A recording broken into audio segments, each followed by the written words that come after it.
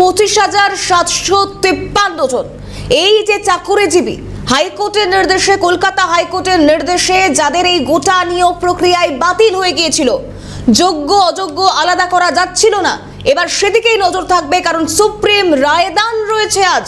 আদৌ কি যোগ্য অযোগ্য আলাদা করা সম্ভব, নাকি বাতিল হয়ে যাবে পুরো প্যানেলটাই? এই মুহূর্তে সুপ্রিম রায়দানের দিকে তাকিয়েই সব পক্ষ।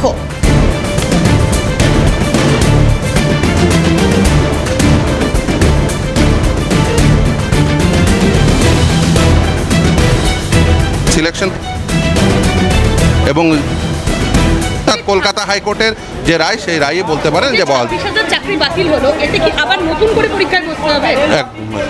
সেটাই আপাতত শুনে মনে হলো। অর্ডারটা আপলোড হলে বোঝা যাবে যা কলকাতা হাইকোর্টের রায় ছিল সেটাই। 26,000 চাকরি প্রার্থী যারা রাস্তায় বসছিলেন, তারা প্রতিবাদ করছিলেন, তারা বলছিলেন এই বয়সে আবার পরীক্ষায় বসতে হবে। এটাই দেখুন, নির্দেশ হয়েছে, এখন কিছু তো করার নেই।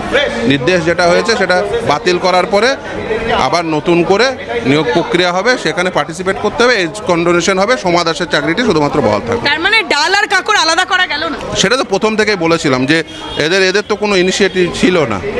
রাজ্য কি পারতো এই ডাল আর কাকড় আলাদা? যদি সঠিক তথ্য দিত তাহলে নিশ্চিতভাবে পারতো বলে মনে করি। তাহলে রাজ্যের আজকে মুখ পুড়লো বলা যায়?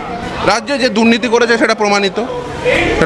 এই যে 26,000 চাকরি বাতিল হলো, এতে কি খানিকটা স্পষ্ট হলো যে এই দুর্নীতির পর যা এর আগেও বিভিন্ন লোক বিভিন্ন সময় বলেছিল যে দুর্নীতি হয়নি বা দুর্নীতির ঢাকা চাপা দেওয়ার চেষ্টা করছিল, সেটা কি আবার স্পষ্ট হলো?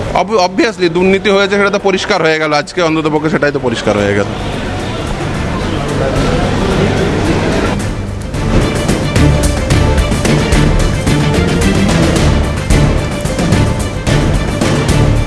এই মুহূর্তে সবথেকে বড় খবরের দিকে নজর থাকবে। এসএসসির পুরো প্যানেলই বাতিল করে দেওয়া হলো, অর্থাৎ কলকাতা হাইকোর্টের রায় বহাল থাকলো সুপ্রিম কোর্টে, অর্থাৎ এই 25,753 জন তাদের এই পুরো চাকরি বাতিল করে দেওয়া হলো। কলকাতা হাইকোর্টের রায় বহাল সুপ্রিম কোর্টের। চাকরিহারারা তারা এই মুহূর্তে কি করবেন? যোগ্য অযোগ্য বাছাই করা যাবে কিনা, বা বাছাইয়ের যে কাতর আরতি রাখা হয়েছিল, এই মুহূর্তে সরাসরি সেই ছবি দেখাচ্ছি, কারণ 25,753 রেশমি সরাসরি রয়েছে।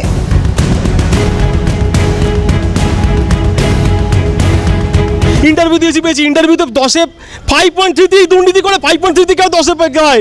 একাডেমিক্স বার আজকে নিয়ে আসছি, 35-এ 35 পেয়েছি, 55-তে 38 পেয়েছি। দুর্নীতি 55-তে 38, 53 সাদা খাতা নয় আমার, 55-তে 38 পেয়েছি। একটা কোনো অ্যালিগেশনস নেই আমার মধ্যে। এখানে কয়েকশো লোক আছে। এটা আমি তো অন্যের দুর্নীতির দায় কার্যত আপনাদের উপর চাপানো হলো। আমি আর কোনো বলার জায়গা নেই দাদা, আমি আর পাচ্ছি না। যারা চাকরি প্রার্থী, যারা চাকরি বাতিল হয়ে গিয়েছে, যারা শিক্ষকতার কাজ করেছেন এতদিন ধরে, যারা শিক্ষকতার কাজ করেছেন 2018 সাল থেকে, যারা শিক্ষকতার কাজ করেছেন 2016-র এই প্যানেল এতদিন ধরে শিক্ষকতার কাজ করেছেন, হঠাৎ তাদের আজকে সেই চাকরি কার্যত চলে গেল এবং এই প্যানেল বাতিল। শুধু চাকরি চলে যাওয়া নয়, এতদিন পর্যন্ত তারা যে বেতন পেয়েছেন তা ফিরিয়ে দিতে হবে। কথা বলার কোনো ভাষা নেই, শোনা অবস্থায় নেই আমরা। এটা আমাদের কাছে চূড়ান্তভাবে আনএক্সপেক্টেড। এটা আমরা কখনো কল্পনা করিনি যে দোষ না করেও এইভাবে আমাদেরকে শাস্তি পেতে হবে। কিন্তু এরপরে আপনারা এবার কি করবেন? সুপ্রিম কোর্ট বুঝতে পারছি না, এই মুহূর্তে বুঝতে পারছি না কি করব আমরা। আপনাদের তো পরিবার রয়েছে, তারা দুর্নীতি করলে অন্য কেউ তার দায় কার্যত আপনাদের নিতে হচ্ছে। আমরা সেটাই তো ভেবে পাচ্ছি না যে আমরা কোনো অন্যায় করলাম না, তার দায় আমাদের কেন নিতে হবে? ভারতীয় বিচার ব্যবস্থা কি এই আমাদের প্রতি এই ন্যায় করছে? আপনাদের পরিবার রয়েছে দাদা, ভেঙে পড়েছে, তাদের মুখে কথা বলার মতো ভাষা নেই, তাদের গলায় কথা দলা পাকিয়ে আসছে, তারা কথা বলতে পারছেন না, কান্নায় ভেঙে পড়েছেন তারা। প্রত্যেকের পরিবার রয়েছে, সন্তান রয়েছে, কি করবেন আগামী দিনে? হঠাৎ করে এই তাদের প্যানেল বাতিল হয়ে যাওয়া, হঠাৎ করে তাদের কার্যত মাথায় আকাশ ভেঙে পড়েছে। তাদের পরিবার আছে, পাশাপাশি অন্য কেউ দুর্নীতি করেছে, যারা দুর্নীতি করেছে তাদের দায় কি আপনাদের উপর চাপিয়ে দেওয়া হলো? একদমই, যারা দুর্নীতি করেছে তাদের জন্য আমাদের আজকে এই অবস্থা। এর জন্য রাজ্য সরকারকে সম্পূর্ণ দায়িত্ব নিতে হবে।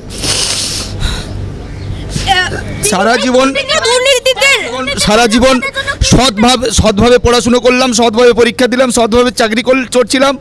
অযোগ্যদের জন্য আমাদের আজকে এই অবস্থা হলো। সৎ মানুষদের বাংলায় জায়গা নেই না, বাংলায় জায়গা নেই। সৎ মানুষের বাংলায় চাকরি করবে না, কারা চাকরি করবে? বাংলায় কি তাহলে আরো বেকারত্ব দিনের পর দিন বেড়ে চলবে? বেড়ে চলছে তো। আমরা চাকরি করছি, আমাদেরকে এই অবস্থা করছে। বেকার যারা চাকরি করছে না তাদের কি অবস্থা কল্পনা করে দেখুন। তাহলে দেখিয়েছিল বিভিন্ন সরকারে যারা নেতা মন্ত্রী বিভিন্ন এই নিয়োগ দুর্নীতিতে জড়িত, তারা জড়িত, কিন্তু তার দায় কার্যত সেটা আপনাদের ভুগতে হচ্ছে। আমি কথা বলার মতো অবস্থায় নেই। এটা টোটালি আনএক্সপেক্টেড আমাদের কাছে। এটা আমরা ভাবতে পারছি না যে কোনো অন্যায় না করে এই পরিস্থিতি আমাদের হতে পারে। Thank you. দেখো যারা রয়েছেন শিক্ষক অর্থাৎ যারা প্যানেল বাতিল। রেশমির সঙ্গে থাকো, আমি আবারও অভিরূপার কাছে যাওয়ার চেষ্টা করবো। অভিরূপা হাজরা আমাদের অপর প্রতিনিধি রয়েছেন আমাদের সঙ্গে হাইকোর্ট চত্বর থেকে সরাসরি। অভিরূপা, হাইকোর্ট, কলকাতা হাইকোর্টের দেওয়া নির্দেশ, দেওয়া রায় বহাল রাখলো সুপ্রিম কোর্ট, ঠিক কি পরিস্থিতি? কারণ এই মুহূর্তে ইতিমধ্যেই কান্নায় ভেঙে পড়েছেন চাকরিহারারা।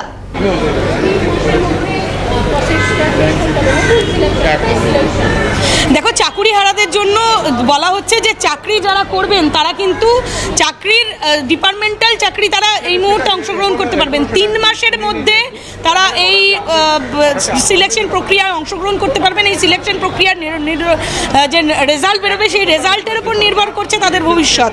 অর্থাৎ তারা এই 3 মাস চাকরি করবেন, বেতনও পাবেন, কিন্তু তাদেরকে এই নতুন সিলেকশন প্রসেসে অংশগ্রহণ করতে হবে। তারা এই পরীক্ষাটি দেবেন, এই ইন্টারভিউ প্রসেস ক্লিয়ার করবেন। যারা যারা ক্লিয়ার করতে পারবেন তারা ডিপার্টমেন্টাল কাজ করতে পারবেন, যারা ক্লিয়ার করতে পারবেন না তারা বেরিয়ে যাবেন। অর্থাৎ এই 26,000 যে প্যানেল ছিল সেই প্যানেল পুরোপুরি বাতিল হলো। কলকাতা হাইকোর্টের নির্দেশিকা বহাল রাখলো সুপ্রিম কোর্ট, এবং সেটাই বলা হচ্ছে যে এই 26,000 যে প্রায় 26,000 যে চাকরি প্রার্থী, সেই চাকরি প্রার্থীর ভবিষ্যৎ। আমি এই মুহূর্তে একটু ফিরদৌস শামীমের সাথে কথা বলবো। শামীমদা, কি মূল অর্ডারটা ঠিক কি হলো? দেখুন, প্যানেল বাতিল হয়েছে এটা শোনা গেছে, সোমা দাসের চাকরি থাকছে এটাও শোনা গেছে। এখন নতুন পরীক্ষা কন্ডাক্ট হবে, সেই কন্ডাক্টটা কি হবে সেটা অর্ডারটি আপলোড হলে, জাজমেন্টে আপলোড হলে বোঝা সম্ভব হবে, তাছাড়া সম্ভব হবে না। ফলে এখনো পর্যন্ত যা শোনা গেছে প্যানেল বাতিল। প্রথম থেকেই বলেছিলাম এসএসসি বোর্ড এবং সরকার 3 জন 3 রকম তথ্য দিচ্ছে, এর ফলে এই প্যানেল ভ্যালিড হতে পারেই না। আমরা প্রথম থেকে বলে আসছি এবং সেটাই হয়েছে আজকে। ফলে এই প্যানেল বাতিল হয়েছে। এখন 3 মাসের মধ্যে এই পরবর্তী নিয়োগ প্রক্রিয়া এই সম্ভব হতে। আচ্ছা দাদা, আমি একটা কথা জিজ্ঞাসা করছি যে এই যে 26,000 চাকরি প্রার্থী এই মুহূর্তে তারা কি করবে? মানে তারা বলবে জাজমেন্ট আপলোড হোক, তখন নিশ্চিতভাবে দেখা যাবে এবং নতুন নিয়োগ প্রক্রিয়া হবে, এর নিয়ে কোনো সন্দেহ নেই। সেক্ষেত্রে এই যে চাকরি প্রার্থীরা যারা রয়েছেন তারা এই মুহূর্তে প্যানেলের যেটা বাতিল হলো, প্যানেল বাতিল হয়ে এরপর প্রসেসিং নতুন নিয়োগ প্রক্রিয়া হবে, সেখানে পার্টিসিপেট করবে এবং এজ কন্ডন করেছে তারা এজ কন্ডোনেশন অনুযায়ী নিয়োগ প্রক্রিয়ায় অংশগ্রহণ করবে। তো এই যে প্যানেলটা 26,000-এর যে প্যানেলটা ছিল সেটা যে কলকাতা হাইকোর্ট যে প্রক্রিয়া বাতিল করেছে, সুপ্রিম কোর্ট সেই প্রক্রিয়া বাতিল করেছে? হ্যাঁ, অবভিয়াসলি সেটা কলকাতা হাইকোর্টের রায়টাই রেখে দিয়েছে। দেখুন, কলকাতা হাইকোর্টও তো বলেছিল নিয়োগ প্রক্রিয়া কন্ডাক্ট করতে। ফলে কলকাতা হাইকোর্টের যা রায়, সেই কলকাতা রায়ের লেটার এন্ড স্পিরিটে অনেকটাই বজায় রেখেছে বলা যায়। কলকাতা হাইকোর্টের যে রায় সেটাই বহাল রাখলো, এ কথা বলাই বাহুল্য, এবং কলকাতা হাইকোর্ট যে নির্দেশিকা দিয়েছিল সেই নির্দেশিকাই বহাল রাখলো, এ কথা বলাই বাহুল্য। সেক্ষেত্রে যে প্রক্রিয়াকরণগুলো আছে সেই প্রক্রিয়াকরণগুলো 3 মাসের মধ্যে শুরু করতে হবে। সেই 3 মাস রাজ্য সরকারের যে জায়গায় তারা অবস্থান রয়েছেন সেই অবস্থানরত অবস্থায় তারা কাজ করতে পারবেন, তারা বেতন পাবেন। কিন্তু এই 3 মাসের মধ্যে যে প্রক্রিয়াকরণে তারা অংশগ্রহণ করছেন সেই প্রক্রিয়াকরণের পর যখন রেজাল্ট, বেশ অভিরূপার সঙ্গে থাকো, একবার আরো একটু ডিটেইলে জানবার চেষ্টা করব। সুপ্রিম কোর্টের রায়দান, অর্থাৎ এই 25,753 জন চাকরিহারা যে নির্দেশ, যে রায় কলকাতা হাইকোর্টের তরফ থেকে রাখা হয়েছিল, তাতে বহাল থাকলো সুপ্রিম কোর্ট। অর্থাৎ বড় ধাক্কা রাজ্যের। গোটা কমিশনে যে দুর্নীতি হয়েছিল তার মাসুল গুনতে হবে অযোগ্যদের যেমন, তার পাশাপাশি যোগ্যদেরও। কিন্তু রায়ে ঠিক স্পষ্টত কি বলা হয়েছে আরো স্পেসিফিক জানতে চাইবো। এই মুহূর্তে ইন্দ্রাণী আমাদের নয়াদিল্লি প্রতিনিধি সরাসরি আমাদের সঙ্গে রয়েছে। ইন্দ্রাণী, ঠিক কি জানানো হলো? অর্থাৎ প্যানেল তো বাতিল হলো, কিন্তু এরপর যোগ্য অযোগ্য বাছাইয়ের কাজ, কাদেরই বা বেতন ফেরত দিতে হবে, কাদের চাকরি বহাল থাকবে, ডিটেল কি বলা হচ্ছে রায়ে?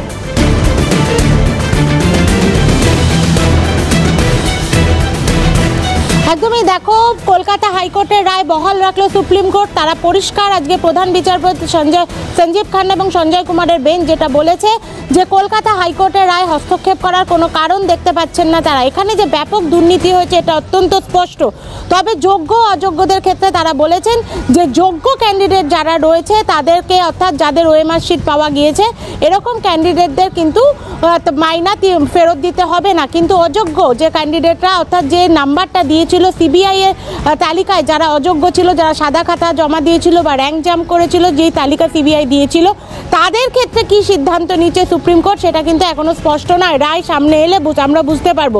তবে 3 মাসের মধ্যে ফ্রেশ নিয়োগের প্রক্রিয়া শুরু করতে রাজ্য সরকারকে নির্দেশ দিয়েছে সুপ্রিম কোর্ট।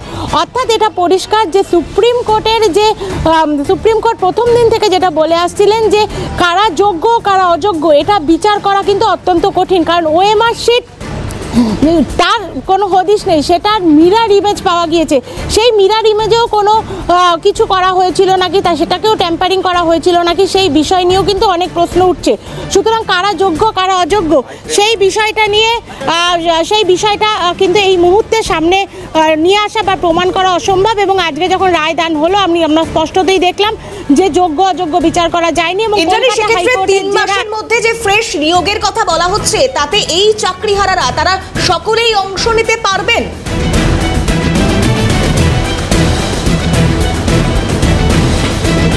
একদমই দেখো, সেক্ষেত্রে বয়সসীমা সংক্রান্ত একটা তথ্য উঠে আসছিল যে প্রধান বিচারপতি বলছিলেন বয়সসীমা সংক্রান্ত একটি বিষয়, যারা যোগ্য তারা অংশ নিতে পারবেন কি পারবেন না, এই সমস্ত বিষয়গুলো যখন ডিটেলে রায় আসবে তখন আমরা জানতে পারবো।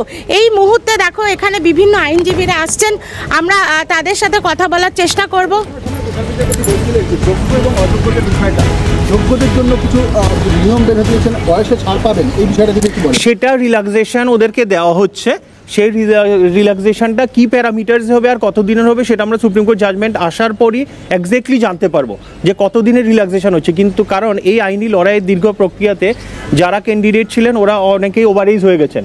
সো সুপ্রিম কোর্ট ওই জায়গাতে হিউম্যানিটেরিয়ান গ্রাউন্ডে বা টেকনিক্যাল ইস্যুজ দিক থেকে ওদেরকে ওই রিল্যাক্সেশনটা দিয়েছেন। 3 महीने के भीतर नई भर्तियां की जाएंगी या 3 देखो, the state has the right to appoint and come out with a notification at any point of time. So there is no requirement any Supreme Court observation or guidance also. So once we see the judgment, it will be very clear for us whether it is 3 months or at the earliest. Okay, thank you. Anjan বাবু আমাদের সাথে রয়েছেন, দীর্ঘদিন ধরে তিনি এই মামলা লড়েছেন, Kolkata high court থেকে শুরু করে সুপ্রিম কোর্ট পর্যন্ত। আমরা কথা বলে নেব তার সাথে। অঞ্জন বাবু, আজকে সুপ্রিম কোর্ট কি রায় দিল যদি বলেন আমাদের দর্শকদের? সুপ্রিম কোর্টের সামনে যেটা মূল বিচার্য বিষয় ছিল সেটা হচ্ছে যে 26,000 যে চাকরি প্রার্থী রয়েছে যারা গ্রুপ সি, গ্রুপ ডি, 9, 10, 11, 12 মিলে ওদের এই এন্টায়ার প্রসেসের প্রক্রিয়াটা যেটা ক্যালকাটা হাইকোর্ট ইলিগেল ঘোষণা করে স্ট্রাক ডাউন করেছিলেন জাস্টিস দেবাংশু বসাকের ডিভিশন বেঞ্চ, সেটার এগেনস্টে হাইকোর্টের রায়ের এগেনস্টে সুপ্রিম কোর্টে যে অ্যাপিল করা হয়েছিল রাজ্য সরকার বা এসএসসির তরফ থেকে, তার আজকে ফাইনাল শুনানি হয়ে রায় দান সুপ্রিম কোর্ট করলেন আজ। তাতে সুপ্রিম কোর্ট ফার্স্ট যেটা সবচেয়ে ইম্পর্টেন্ট ইস্যু ডিসাইড করলেন সেটা হচ্ছে এন্টায়ার প্যানেলে যেহেতু টেইন্টেড আনটেইন্টেড লিগ্যাল ইলিগ্যালিটিসটা এত বড় একটা পরিমাপে হয়েছে যে সেটা দ্যাট ইজ বিয়ন্ড রিপেয়ারিং, সুতরাং এই প্রসেসটাকে কোনোভাবে আর বাছা সম্ভব নয়। That is Y supreme court is decided এই এন্টায়ার প্যানেলটাই আজকে চলে গেল সুপ্রিম কোর্টের এই রায়দানের পর। দিব্যাঙ্গদের জন্য বা যারা যোগ্য ক্যান্ডিডেট তাদের জন্য বেশ কিছু কথা তিনি বলছিলেন, 2 জন ক্যান্ডিডেটের নাম নিচ্ছিলেন মাননীয় বিচারপতি। দিব্যাঙ্গদের একজনকে হাইকোর্টের অবজারভেশন ছিল আগে, ওনাকে অ্যাপয়েন্টমেন্ট দেওয়া হয়েছিল, তো সেই অ্যাপয়েন্টমেন্ট থেকে যাবে এবং বাকি যখন আমরা সুপ্রিম কোর্টের রায়টা বিকেলে যখন দেখতে পাবো তখন আমরা এটা জানতে পারবো যে আর কি স্পেসিফিক অবজারভেশনস দিয়েছেন। কিন্তু একটা ব্যাপার নিয়ে আমরা হয়তো কিছুটা আশাবাদী ছিলাম যে যারা এই দীর্ঘদিন ধরে যারা বেতন পাচ্ছিলেন ওদের বেতনের টাকা ফেরত দেওয়ার হাইকোর্টের একটা স্পেসিফিক অবজারভেশন ছিল। সেই অবজারভেশনটা মেবি সুপ্রিম কোর্ট কিছুটা হয়তো ডিসাইড করতে পারে in favour of this people, but supreme court আজ বললো যেহেতু ইলিগ্যালিটিস ওয়ান্স ইজ দেয়ার, সুতরাং initially from null and void from the very initiation পুরো প্রসেসটা গেল এবং ওদেরকে বেতনের টাকা ফেরত দেওয়ার যে হাইকোর্টের যে অবজারভেশন ছিল সেটাকে আপিল করলেন সুপ্রিম কোর্ট। মানে যারা যোগ্য ক্যান্ডিডেট তাদেরকেও তাদের যে মাইনার টাকা, তাদের যে স্যালারি সেটাও ফেরত দিতে হবে। যেহেতু এন্টায়ার প্যানেল চলে গেল, এটা আমরা ধরে নিতে পারি সুপ্রিম কোর্টের এন্টায়ার জাজমেন্ট দেখার আগে যে this will operate among all the people, all the candidates. আমরা রায়ের কপি হয়তো খুব শিগগিরই হাতে পেয়ে যাব, পেলে আমরা বিস্তারিত আরও আলোচনা করে বুঝতে পারবো যে আর কি টেকনিক্যাল বা প্যারামিটার্সে সুপ্রিম কোর্ট ওটা 3 মাসের একটা কথা বলা হচ্ছিল যে 3 মাসের মধ্যে ফ্রেশ ক্যান্ডিডেটদের নিয়োগ করতে রাজ্য সরকারকে বলা হচ্ছিল। এটা কি যোগ্যদের ভিতর থেকে হবে না নতুন করে পরীক্ষা হবে বা এরকম কিছু ব্যাপার? দেখুন, নতুন করে যদি পরীক্ষা নেওয়ার হয় সেটা রাজ্য সরকারের এখতিয়ার বা এসএসসির এখতিয়ার রয়েছে। যে কোনো দিনও রাজ্য সরকার নতুন অ্যাপয়েন্টমেন্টের জন্য নোটিফিকেশন আনতে পারেন। তাতে একটা যেটা লিগেল ইস্যু বা প্র্যাকটিক্যাল ডিফিকাল্টি ছিল, যারা এই দীর্ঘ আইনি লড়াইয়ে এতদিন ধরে চাকরি পাওয়ার পর থেকে কাজ করে যাচ্ছেন, ওদের বয়সের একটা ঊর্ধ্বসীমা থাকে চাকরিতে এন্ট্রির ক্ষেত্রে, সেটা হয়তো অনেকের ক্ষেত্রে ক্রস হয়ে গেছে। সেই অবস্থায় দাঁড়িয়ে সুপ্রিম কোর্ট ওটা ডিসাইড করলেন যে এদের কতটা গ্রেস দেওয়া যায়, সেটা সুপ্রিম কোর্ট ডিসাইড করে অবজার্ভ করছে। সেটা রায়ের কপি হাতে পেলেই আমরা বুঝতে পারবো যে কতটা রিল্যাক্সেশন হলো আর ওরা কি বেনিফিট পেলেন। সুতরাং বুঝতেই পারছো যে এই ইন্দ্রাণী আমাদের সঙ্গে থাকো নয়াদিল্লি থেকে। ইন্দ্রাণী, এর পাশাপাশি কলকাতা হাইকোর্ট চত্বর থেকে অভিরূপা হাজরা এবং অপরদিকে চাকরি আরাদের সঙ্গে রেশমি এই মুহূর্তে রয়েছে শহীদিনা চত্বর থেকে। সকলকে সঙ্গে থাকবার জন্য বলবো আপনারাও সঙ্গে থাকুন, কারণ এই প্রত্যেকটা আপডেটের দিকে আমাদের নজর থাকবে। আরও কথা বলবো যারা রাজনৈতিক বিশ্লেষক রয়েছেন, পর্যবেক্ষক রয়েছেন, রাজনৈতিক নেতৃত্বরা। এই অবহেলা, এই বঞ্চনার দায় কারা নেবেন, আদৌ কাদের? প্রত্যেকটা আপডেট দেখুন এর পরবর্তীতে সৌম্যজিতের সঙ্গে। 2016 সালের যে প্যানেল তা পুরো বাতিল করা হলো এবং বলা হয়েছে যে বেতন ফেরত দিতে হবে যারা অযোগ্য তাদেরকে।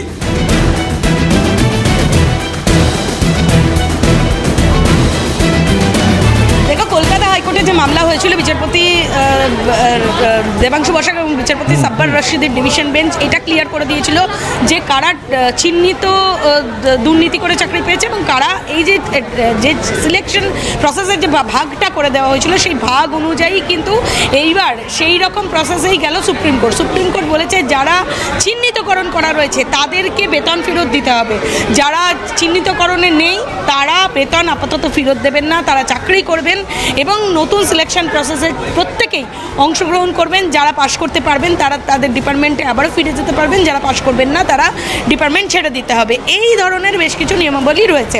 পাশাপাশি কলকাতা হাইকোর্টের যে নির্দেশিকা ছিল সেই নির্দেশিকা বহাল রেখেছে ডিভিশন বেঞ্চ। এবং এই মুহূর্তে আমি একটু কথা বলবো যারা রয়েছেন তাদের সাথে কথা বলার চেষ্টা করবো, লয়ারদের সাথে কথা বলার চেষ্টা করব। সেক্ষেত্রে যে এই সিলেকশন প্রসেসে খানিকটা আবার নতুন করে সিলেকশন প্রসেস শুরু করতে হবে এবং সেই সিলেকশন প্রসেসের যে প্রক্রিয়াকরণ রয়েছে সেটাতে অংশগ্রহণ করতে হবে প্রত্যেক ছাত্রছাত্রী। আমি জিজ্ঞাসা করবো বিক্রমদা একটু কথা বলবো। এই সিলেকশন প্রসেসের যে অংশগ্রহণ তারা করছেন তারা নতুন করে তাদেরকে অংশগ্রহণের সুযোগ নিতে হবে এবং এই অংশগ্রহণ করার পরই যে রেজাল্ট বেরোবে সেই রেজাল্টের উপর নির্ভর করবে তাদের ভবিষ্যৎ। কথা বলাই বাহুল্য। এই 26,000 চাকরি প্রার্থী তাদের যে চাকরি বাতিল হয়েছিল, যেটা কলকাতা হাইকোর্ট বাতিল করেছিল, সেটাই আবার নতুন সেই নির্দেশিকায় বহাল রেখে সুপ্রিম কোর্টও সেই চাকরি বাতিল করলো। সুতরাং এবার চাকরি প্রার্থীদের সামনে অপেক্ষা করা ছাড়া আর কোনো পথ নেই, কারণ এই 3 মাসের মধ্যে যে নতুন সিলেকশন প্রসেস সেই সিলেকশন প্রসেসে তাকে অংশগ্রহণ করতে হবে এবং সেই অংশগ্রহণ করার পরে বেশ অভিরূপা তুমি আমাদের সঙ্গে থাকো। পরবর্তীতে আমি আবারও আসছি তোমার কাছে। আমি এই মুহূর্তে চলে যাবো শহীদ মিনারে যেখানে চাকরি হারা শিক্ষক শিক্ষিকারা তারা অবস্থান আন্দোলন জারি রেখেছিলেন, সেখান থেকে আমাদের প্রতিনিধি রয়েছেন রেশমির কাছ থেকে আমি জানতে চাইবো এই মুহূর্তে যে রেশমি আমরা দেখতে পেলাম হাইকোর্টের যে রায়, প্রায় 26,000 যে চাকরি হারা শিক্ষক শিক্ষাকর্মী তাদের যে আগেই যে 2016 প্যানেল বাতিল করে দেওয়া হয়েছিল সেই রায় এবার বহাল রাখলো শীর্ষ আদালত এবং একাধিক নির্দেশিকা দেওয়া হয়েছে। আমি আসছি রেশমি তোমার কাছে, তুমি একটু সঙ্গে থাকো আপনাদের। কিন্তু এই মুহূর্তে যে বড় খবরের দিকে আমরা নজর রেখেছি, শীর্ষ আদালত হাইকোর্টের রায় বহাল রাখলো। আপনাদের শোনাবো আইনজীবী ফিরদৌস তামিম, তিনি কি বলছেন। কি হবে তাদের পরিবারের, তারা বলছে পুরো নিয়োগ প্রক্রিয়া বাতিল করলো। সোমা দাসের রায় চাকরিটি যেমন ছিল সেরকমভাবেই রেখে দিল এবং এই যে সিলেকশন প্রসেস সেটা কন্ডাক্ট করতে হবে এবং যে রিল্যাক্সেশন থাকবে। অর্থাৎ কলকাতা হাইকোর্টের যে রায় সেই রায়ই বলতে পারেন যে বহাল। কলকাতা হাইকোর্টের রায় ছিল সেটাই বহাল। নির্দেশ হয়েছে, এখন কিছু তো করার নেই। নির্দেশ যেটা হয়েছে সেটা বাতিল করার পরে আবার নতুন করে নিয়োগ প্রক্রিয়া হবে, সেখানে পার্টিসিপেট করতে হবে, এজ কন্ডোনেশন হবে। সোমা দাসের চাকরিটি শুধুমাত্র বহাল থাকবে। তার মানে ডাল আর কাকড় আলাদা করা গেল না? সেটা তো প্রথম থেকেই বলেছিলাম যে এদের তো কোনো ইনিশিয়েটিভ ছিল না। রাজ্য কি পারতো এই ডাল আর কাকড় আলাদা? যদি সঠিক তথ্য দিত তাহলে নিশ্চিতভাবে পারতো বলে মনে করি। তাহলে রাজ্যের আজকে মুখ পুড়ল বলা যায়? রাজ্যে যে দুর্নীতি করেছে সেটা প্রমাণিত। অবভিয়াসলি দুর্নীতি হয়েছে, সেটা তো পরিষ্কার হয়ে গেল আজকে, অন্ততপক্ষে সেটাই তো পরিষ্কার হয়ে গেল। এবং এই মুহূর্তে এইদিকে যখন একদিকে রায় দিয়েছে সুপ্রিম কোর্ট যে কলকাতা হাইকোর্টের নির্দেশই বহাল থাকছে। সেই রায়ের পরেই কিন্তু শহীদ মিনারের যারা চাকরিহারা শিক্ষাকর্মীরা যারা অবস্থান আন্দোলন জারি রেখেছিলেন তারা কিন্তু কান্নায় ভেঙে পড়েছেন। তারা কি বলছেন শোনাবো। কোনোদিন দুর্নীতির সাথে ছিলাম না, আমি সত্যি আমার ছেলে আছে, আমি কোনোদিন দুর্নীতির সাথে ছিলাম না। আমার কোনোদিন জীবনে সততার সাথে আমার একাডেমিক মার্কস ভালো, অনেক খেটেছি জীবনটা, সারা জীবনের পরিশ্রম, একটা কোনো এলিগেশন নেই। ইন্টারভিউ দিয়েছি, পেয়েছি। ইন্টারভিউতে 10-এ 5.33 দুর্নীতি করে 5.33 কেউ 10-এ পায়। একাডেমিক মার্কস আজকে নিয়ে আসছি 35-এ 35 পেয়েছি, 55-তে 38 পেয়েছি দুর্নীতি, 55-তে 38, 53 সাদা খাতা নয় আমার, 55-তে 38 পেয়েছি, একটা কোনো এলিগেশনস নেই।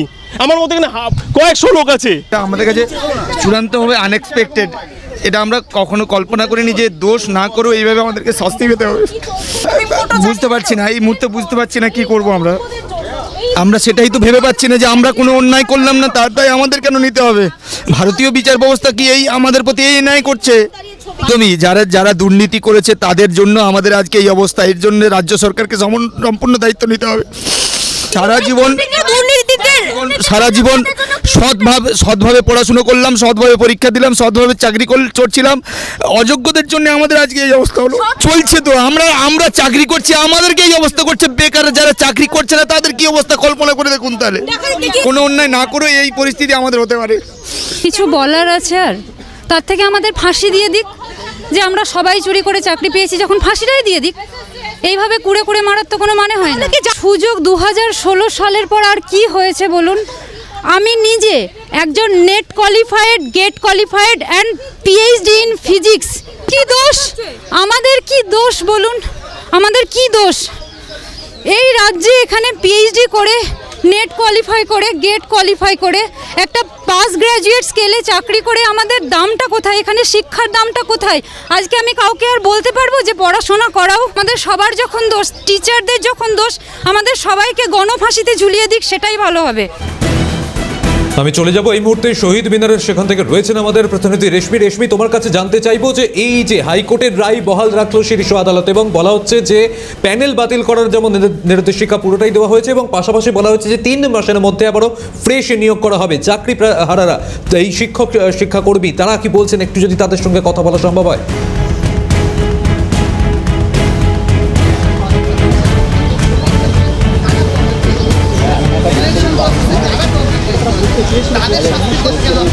দেখো, চাকরিহারা যারা শিক্ষকরা রয়েছেন তারা কার্যত কান্নায় ভেঙে পড়েছেন এবং মানসিকভাবে তারা প্রত্যেককেই বিধ্বস্ত।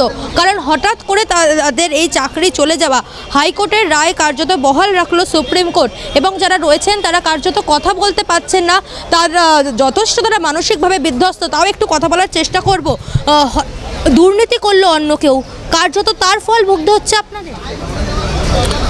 এরকমও হয়, জানতাম না যে আরেকজন, একটা গ্রামে 10 জনের মধ্যে যদি 1 জন বা 2 জন যদি চোর ধরা পড়ে, আরও চোর থাকতে পারে, সেই ভেবে সবাইকে জেলে ঢোকানো বা ফাঁসিতে চড়ানো জানতাম না। এটা ফাঁসিতে চড়ানোই সমান।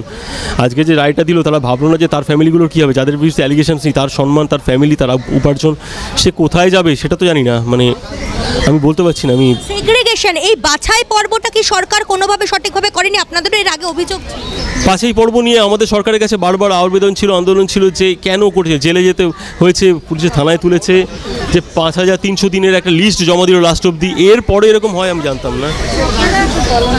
বাছাই পর্ব সরকার ঠিকমতো করতে পারলো না আপনারা বলছেন? বাছাই পর্ব সরকার তো একটা লিস্ট জমা দিয়েছিল জানতাম। সরকার তো প্রথমে তো ডিভিশন বেঞ্চে এটা কোনো রকম হেল্প করছিল না আমরা জানি, যার কারণে ডিভিশন বেঞ্চের রায়টা দিয়েছিল।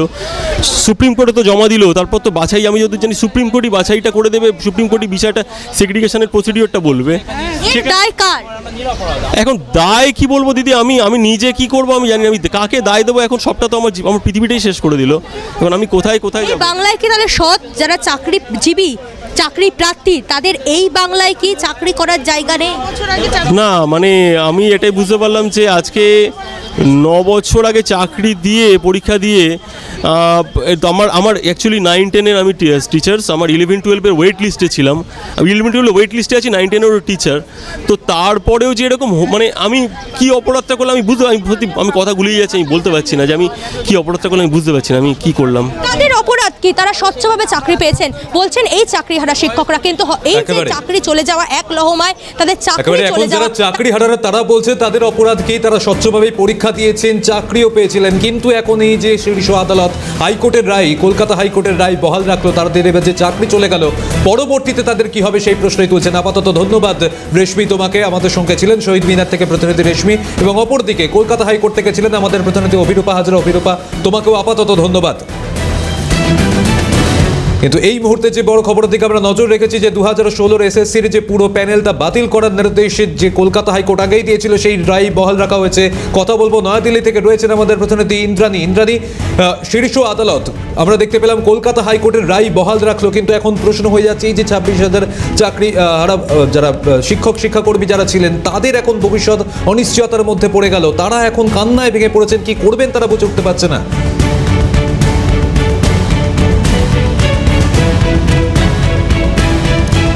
দেখো, কিছু চাকরিহারা শিক্ষক শিক্ষিকারা আমাদের সাথেও ছিলেন, কিন্তু তাদের মানসিক অবস্থা এমনই যে তারা সংবাদ মাধ্যমের মুখোমুখি হতেই চাইছেন না। তা এবং দ্বিতীয় কথা যেটা, যে এতদিন ধরে তারা যেটা লড়াই করছিলেন যে আমরা যোগ্য চাকরি প্রার্থী, আমাদের কাছে ওএমআর শিটের কপি আছে এবং আমরা এই চাকরিটা আমরা সেই চাকরিতে বহাল রাখবো, এবং সিবিআই যে তালিকা তৈরি করে দিয়েছিল প্রায় 6,000 জনের, সেই তালিকা অনুযায়ী কিন্তু তাদের চাকরি যাবে, বাকি যোগ্যদের চাকরি থাকবে, এরকমই একটা সম্ভাবনা কিন্তু তারা মাথায় নিয়ে ঘুরছিলেন। দিনের পর দিন তারা দিল্লিতে এসেছেন, সুপ্রিম কোর্টে দরবার করেছেন, একাধিক বড় বড় নামজাদা লয়ার ঠিক করেছেন, তারা তাদের হয়ে লড়াই করেছেন, এবং সবশেষে আজকে যখন রায় বেরোলো, আমি আজকে সকালেই বলছিলাম যে শেষ দিন অর্থাৎ ফেব্রুয়ারি মাসে যেদিন শুনানি হয়েছিল সেদিন কিন্তু প্রধান বিচারপতির একটা বক্তব্য অত্যন্ত গুরুত্বপূর্ণ ছিল। তিনি কিন্তু পরিষ্কার জানিয়ে দিয়েছিলেন যোগ্য অযোগ্যদের বাছাই প্রায় অসম্ভব। তার এই যে বক্তব্য, যোগ্য অযোগ্যদের বাছাই প্রায় অসম্ভব, এটাই কিন্তু আজকের রায়ের দিক নির্দেশ করেছিল।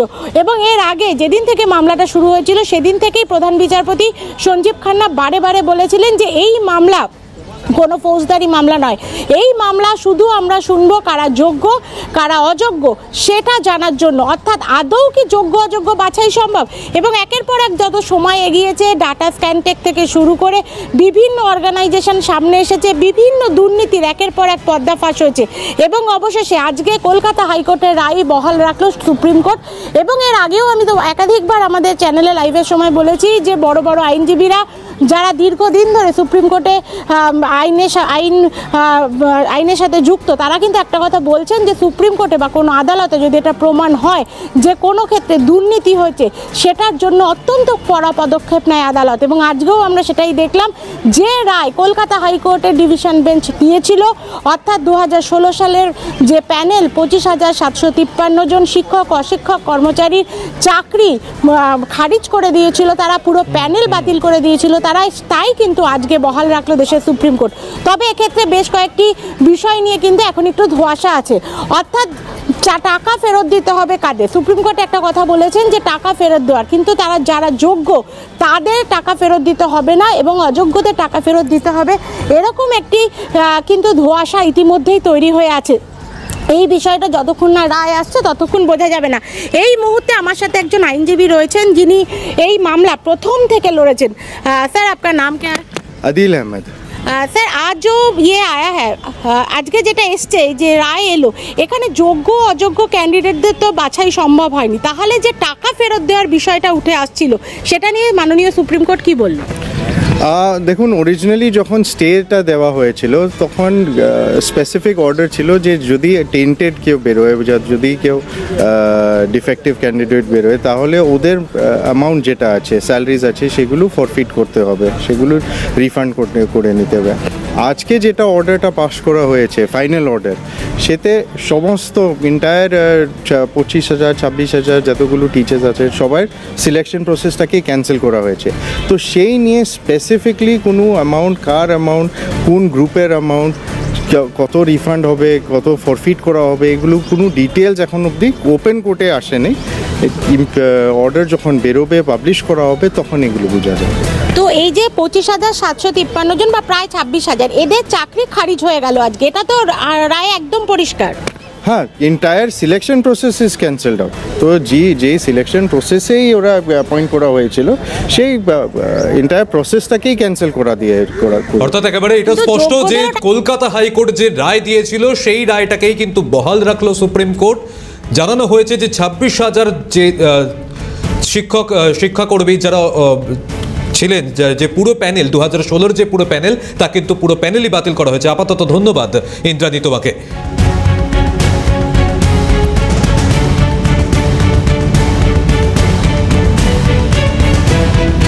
সুপ্রিম কোর্টে বড় ধাক্কা রাজ্যের, চাকরি হারিয়ে রাজপথে এখন কান্না। 26,000-এর ঘরে ঘরে অশনি সংকেত। রাজ্যের দুর্নীতির খেসারত দিতে হচ্ছে চাকরি হারাদের। এই অবস্থার জন্য দায়ীকে রাজ্যের মানবিক সরকার কি পাশে দাঁড়াবে? এখন এই সমস্ত প্রশ্নই বড় হয়ে উঠছে। সুপ্রিম কোর্টে বড় ধাক্কা রাজ্যের। কলকাতা হাইকোর্টের গত বছর দেওয়া যে নির্দেশ, কলকাতা হাইকোর্টে 2016 সালের যে প্যানেল নিয়োগ করেছিল, সেই নিয়োগ যে পুরো বাতিল করে দিয়েছিল। পরবর্তীতে সুপ্রিম কোর্টেও এই মামলা যায়, কিন্তু এবার কলকাতা হাইকোর্টের নির্দেশিকায় বহাল রাখল শীর্ষ আদালত। এখন চিন্তায় এই 26,000 চাকরি প্রার্থীরা, তারা কি করবেন? তাদের যে চাকরি চলে গেল, তাদের পাশে এসে কি রাজ্যের মানবিক সরকার, তারা কি দাঁড়াবে? এখন এই প্রশ্নই উঠছে।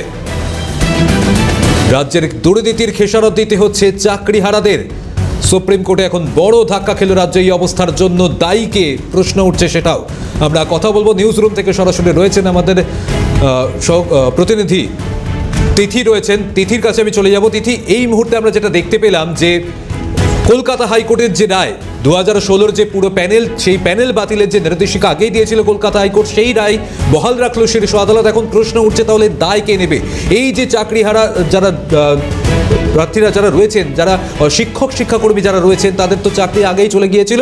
এখন তারা সুপ্রিম কোর্টের দিকে তাকিয়েছিল, সুপ্রিম কোর্টে সেই রায় বহাল রাখলো। তারা কি করবে? এখন তাদের পাশে এসে রাজ্য দাঁড়াবে কিনা, সেই প্রশ্নই বড় হয়ে উঠছে। দেখো সৌমজিৎ, পরিস্থিতিটা ভীষণভাবে স্বাভাবিক। কারণ ইন্দ্রাণী আমাদের প্রতিনিধি যেমনটা নয়াদিল্লি থেকে জানাচ্ছিল যে গত 10ই ফেব্রুয়ারি অর্থাৎ শেষ শুনানির দিন বিচারপতিদের তরফ থেকে নির্দিষ্ট করে বলা হয়েছিল যে এই চাল আর কাকর আলাদা করা, ভাগ করা, যোগ্য অযোগ্যের ভাগ করা কার্যত অসম্ভব। আর সেই কার্যত অসম্ভব থেকেই কোথাও একটা মনে করে নিয়েছিল শিক্ষামহল যে কোথাও একটা যেন অশনি সংকেত এই 25,753 জনের ঘরে ঘরে। কেন? কারণ গত বছর এপ্রিলে কলকাতা হাইকোর্টের দেওয়া রায়ে যে গোটা প্যানেল 2016 যে গোটা প্যানেল বাতিল করা হয়েছিল, শুধু তাই নয়, যারা সাদা খাতা জমা দিয়ে চাকরি পেয়েছিলেন, র্যাঙ্ক জাম্প করেছিলেন, এসএসসির তরফ থেকে দেওয়া তালিকায় 5,000-এরও বেশি যে তালিকা ছিল, পরিসংখ্যান ছিল, তাদেরকে 12% হারে বেতন ফিরিয়ে দেওয়ার কথাও বলা হয়েছিল কলকাতা হাইকোর্টের দেওয়া রায়। আর তারপরেই মামলা গড়ায় সুপ্রিম কোর্টে এবং তারপর সেই পরিস্থিতিতে এই একের পর এক শুনানির পর প্রত্যেকটা শুনানি খুব তাৎপর্যপূর্ণ সৌমজিৎ, আমরা দর্শকদেরকেও জানাবো। কারণ গত 10ই ফেব্রুয়ারি রাজ্য সরকারের তরফ থেকে বলা হয়েছিল যে যদি গোটা প্যানেলটাই বাতিল হয়ে যায় তাহলে রাজ্যের শিক্ষা ব্যবস্থার উপর বড় প্রভাব পড়তে পারে। সেদিক থেকে কড়া দৃষ্টি বা মানবিকভাবে নজর রাখবার কথা বলা হয়েছিল রাজ্য সরকারের তরফ থেকে। কিন্তু আমাদের প্রশ্ন এখানে, এই দায় তো রাজ্য সরকারের। কারণ এই গোটা প্যানেল, এই এত দুর্নীতি হলো, র্যাঙ্ক জাম্প করা হলো, ওএমআর শিট একেবারে পাওয়াই গেল না। অর্থাৎ যে কথা বলা হচ্ছে যে এই ওএমআর শিটের বিতর্ক, সাদা খাতা জমা দেওয়া নিয়ে বিতর্ক, কেন সাদা খাতা জমা দেওয়ার পরেও তারা চাকরি করছেন বহাল তবিয়াতে? তাহলে শুরুতে সেই বিষয়গুলো কি এতটা পরিস্থিতি কঠিন হতো? এই কঠিন পরিস্থিতিগুলো নিয়ে আমরা কথা বলবার চেষ্টা করব। পদ্মশ্রী প্রাপ্ত শিক্ষাবিদ কাজী মাসুম আক্তার রয়েছেন আমাদের সঙ্গে টেলিফোন লাইনে। স্যার, আপনাকে স্বাগত জানাবো ক্যালকাটা নিউজে। 25,753 জন গোটা প্যানেল, 2016 প্যানেল সুপ্রিম রায়ে বাতিল হয়ে গেল। যদিও 3 মাসের মধ্যে ফ্রেশ নিয়োগ প্রক্রিয়া শুরু হওয়ার কথাও বলা হয়েছে, কিন্তু এই গোটা পদ্ধতি, এই 25,753 জন ছেলেমেয়ের ভবিষ্যতের দায় কার? কি মনে হয় আপনার? দেখুন, এর মধ্যে চাল ছিল, কাকড় ছিল, কিছু অবৈধ টিচার ছিল, কিছু বৈধ টিচার ছিল। বৈধ টিচাররা কোনো দোষ করেনি, কোনো পাপ করেনি। এই দোষ বৈধ টিচারদের যে সর্বনষ্ট হলো, তার দোষটা কার, তার পাপটা কার? তার বাপের মূল লোক হচ্ছে পার্থ চট্টোপাধ্যায়, প্রাক্তন শিক্ষামন্ত্রী, স্কুল সার্ভিস কমিশনের চেয়ারম্যান, মধ্যশিক্ষা পর্ষদের সভাপতি এবং তাদের বিভিন্ন ছোট বড় মেজো আধিকারিক, আমলা, নেতা, কামলা, এদের প্রত্যেককে ফাঁসি দেওয়া উচিত। আমি বুঝতে পারছি না যারা মূল অপরাধ করলো, যাদের জন্য চালেরা অর্থাৎ যোগ্য শিক্ষকরা জলে পড়ে গেল, পরবর্তীকালে ফেস পরীক্ষার মাধ্যমে তারা আবার নিযুক্ত হতে পারবে, তার গ্যারান্টি কি দিয়েছে? কে বলছে তারা চাকরি পাবে? এরা কেউ আর চাকরি জীবনে না পেতে পারে।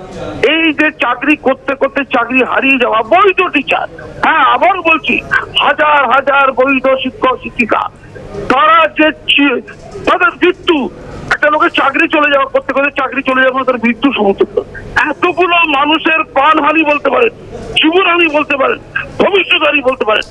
আমি পরিষ্কার বলছি, সুপ্রিম কোর্ট যদি এই রায় দেয়, সুপ্রিম কোর্ট ইমিডিয়েটলি রায় দিক এই অপরাধে কারা কারা যুক্ত তাদের চরমতম শাস্তি।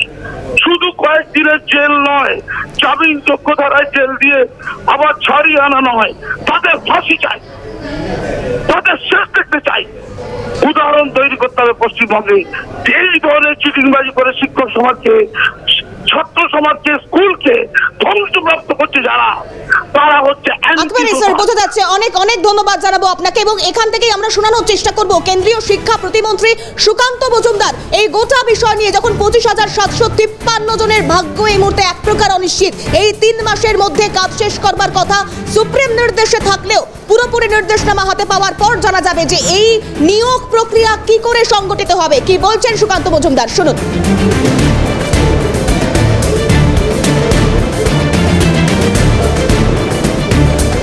সুকান্ত মজুমদারের প্রতিক্রিয়া আপনাদেরকে শোনানোর চেষ্টা করবো, তবে তার আগে যে বিষয়টা সব থেকে গুরুত্বপূর্ণ আরো একবার আপনাদের জানিয়ে রাখি।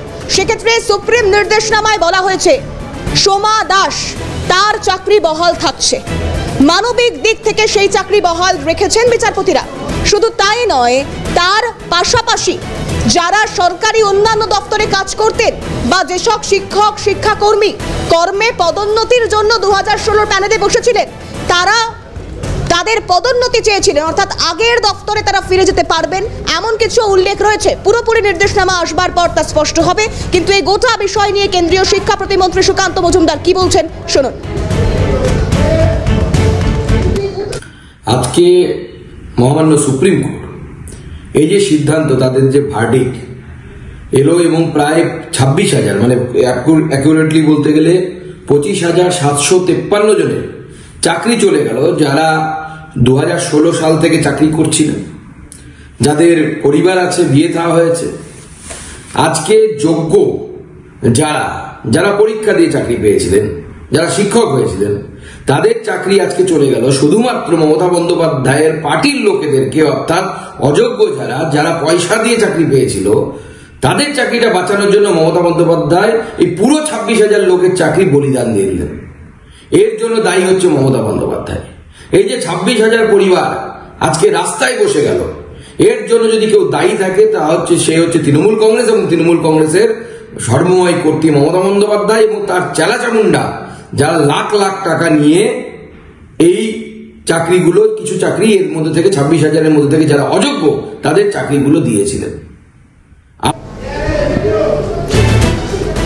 একেবারেই তিথি, আমরা যে বিষয় নিয়ে এখন আলোচনা করছিলাম যে এখন এই যে চাকরি হারা শিক্ষক শিক্ষাকর্মী যাদের ছিলেন তাদের ভবিষ্যৎ কি হবে, তারা কি করবেন, সেই নিয়ে এখন প্রশ্ন উঠছে। আপাতত ধন্যবাদ তিথি তোমাকে। কিন্তু এই সমস্ত যে প্রশ্ন যে এদের দায় কে নেবে, এদের যে চাকরি চলে গেল শীর্ষ আদালত সেই দায় বহাল রাখলো, তার দায় কে নেবে, সরকার কি এদের পাশে এসে দাঁড়াবে, এখন এই প্রশ্নগুলো নিয়েই আমরা এই পরবর্তী খবরের দিকেও আমরা নজর রাখবো। কিন্তু আপাতত এখানে আমরা শেষ করছি। পরের খবরের জন্য অবশ্যই নজর থাকুক আপনাদের ক্যালকাটা নিউজে।